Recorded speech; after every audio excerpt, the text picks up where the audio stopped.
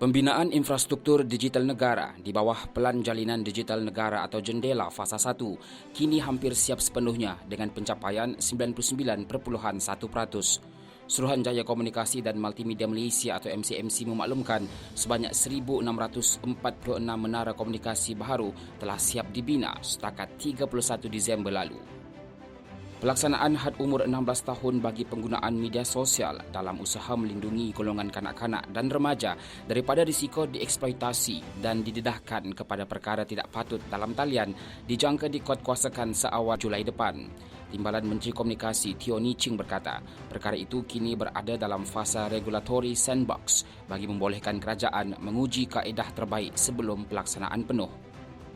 Lapangan terbang antarabangsa Kuala Lumpur KLIA Terminal 1 mula melaksanakan inisiatif laluan hijau bertujuan melancarkan pergerakan penumpang antarabangsa, mempercepatkan proses keluar di balai ketibaan serta mengurangkan kesesakan khususnya di kawasan tuntutan bagasi.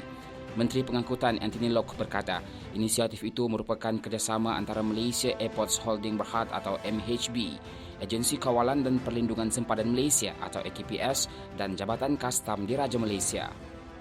Skim Lindung 247 Pertubuhan Keselamatan Sosial atau Perkeso dijangka dilaksanakan menjelang pertengahan tahun ini. Menteri Sumber Manusia Datuk Seri Ar-Rahmanan berkata pihaknya perlu mengambil langkah-langkah yang cermat sebelum melaksanakan mana-mana inisiatif.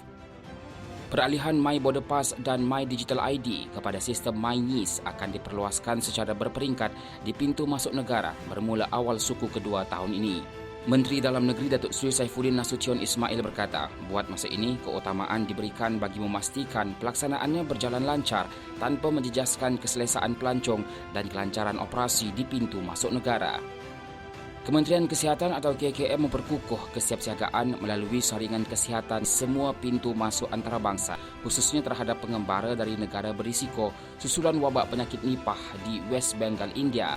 Menurut KKM, pengawasan berterusan turut dipertingkat merangkumi pemantauan rapi di lapangan serta pengukuhan kapasiti makmal negara bagi memastikan pengesanan awal dapat dilaksanakan. Kerajaan menyasarkan Malaysia sebagai hub halal global melalui pelaksanaan 5 inisiatif strategik berimpak tinggi termasuk pembangunan pelabuhan mesra halal pertama negara di Pelabuhan Kuantan.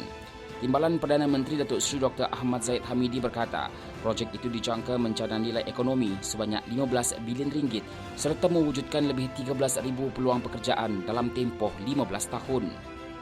Kerajaan kini sedang menggubal Akta Keterjaminan Makanan Negara. Timbalan Perdana Menteri Datuk Seri Fadilah Yusof berkata, akta ini akan menjadi asas perundangan kukuh bagi memelihara kedaulatan makanan di Malaysia.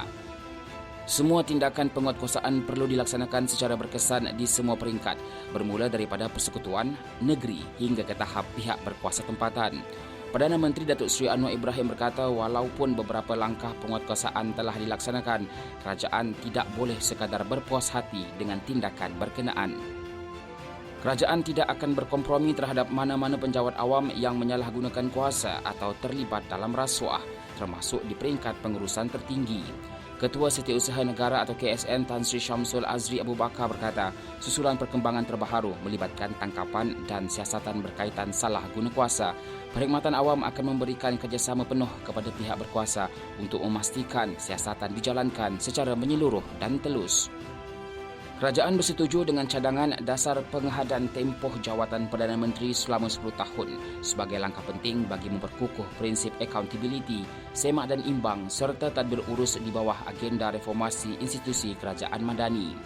Keputusan itu dicapai pada mesyuarat Jemaah Menteri pada Jumaat selepas penelitian menyeluruh dibuat terhadap input serta syur-syur yang dikemukakan menerusi sesi libat urus dengan penglibatan pelbagai pihak berkepentingan.